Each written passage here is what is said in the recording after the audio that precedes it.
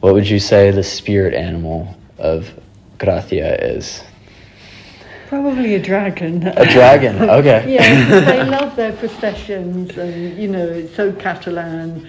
Dragon, St George and the Dragon emblem, and they love what they call the Correfoc, where they have these things where they dive into the crowd, with devils and flames, and so immediately I'd say a dragon. Okay. Yeah. It's just it's like not really at a human scale, this thing. Right? No one's gonna like chill there because it's kind of... Yeah. It does seem sort of like inhumane. It just seems like it's from another planet.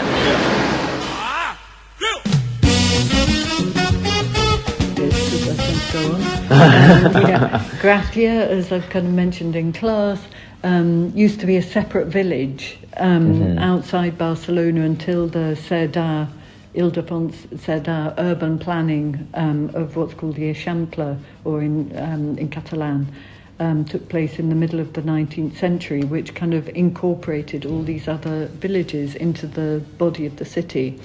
So it was at that point that Gracia became part of the city. And so it's for that reason, there's kind of narrow streets and so on, and the squares, and you feel you're walking in a village, because you are, effectively.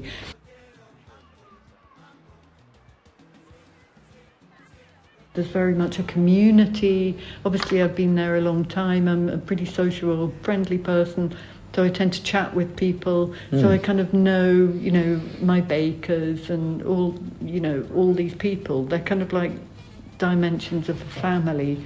That's very charming.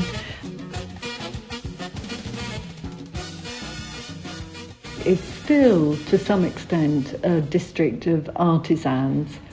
But when I came all those years ago, 4 years ago, there were very many artisans, by which I mean carpenters, woodworkers, stained glass people, and there are still a few of those little workshops. It's very close-knit.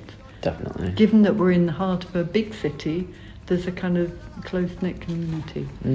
So it's those kind of things, because it's kind of got a strong character and defends itself, and that's why it retains that character, is because they're saying this is who we are.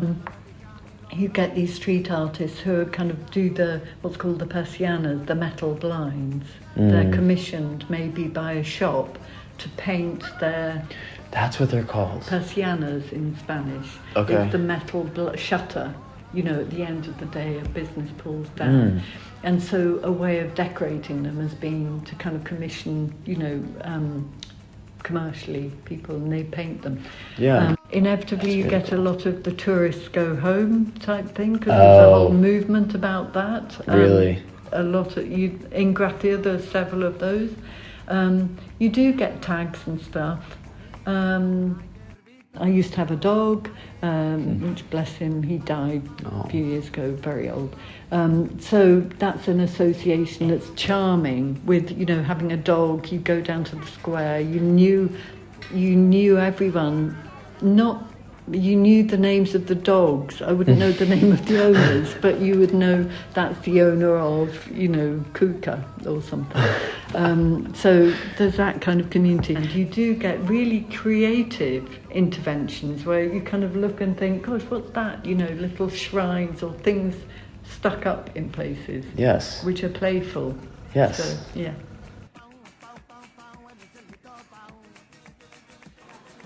Gracia is best thought of not as a neighborhood of Barcelona, but as a distinct city in Barcelona. But what do the buildings that have bore witness to such a history have to say? Surely, after having seen, heard, and smelled so much, the old buildings of Gracia do not now stand mute. And the streets? Surely the streets, which have been the stage for myriad moments and made memories, do not now meet the soles of our shoes and say nothing. And is one able to sense the character, the tension, the pride, the push and the pull of such a place? Is the history palpable? Do the stories and lived experiences perfume the Gracia air? We set out on a walk to discover.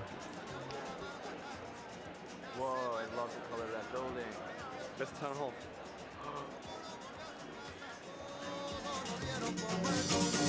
Y no estaba muerto, no, no. Y no estaba muerto, no, no. Y no estaba muerto, no, no. Estaba tomando caña, un lerelelele. Y no estaba muerto, no, no. Y no estaba muerto, no, no. Y no estaba muerto, no, no. Chiviricu, chivirín, chévere. Pero al cabo de unos días